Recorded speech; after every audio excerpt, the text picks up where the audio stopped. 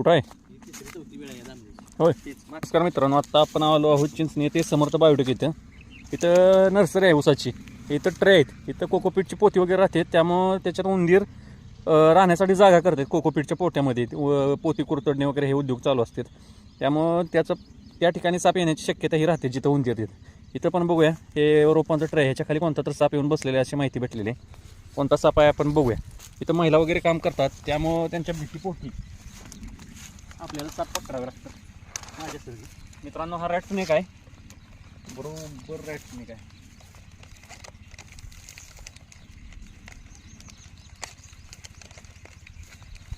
ह्या ट्रे खाली जो स्पेस आहे त्याच्यामध्ये हा साप थांबलेला आहे. रॅट स्नेक आहे, उंदीर खाण्याचं एक मशीन बोललं जातं. त्यानं सध्या भक्ष्य कोणता तर गिळलेलाच आहे. कदाचित तो उंदीर किंवा बेडूक असावा. थंड हवेच्या ठिकाणी असे बेडूक सुद्धा येऊन इथं थांबतात. त्या सापाला आपण इथं सोडूया, कारण शेती आहे. उंदरांचं कंट्रोल हा सापच करेल, ह्याच्यापासून धोका लोकांना काही नाही. त्यामुळे सापाला इथं पुढे शेतीत आपण सोडूया.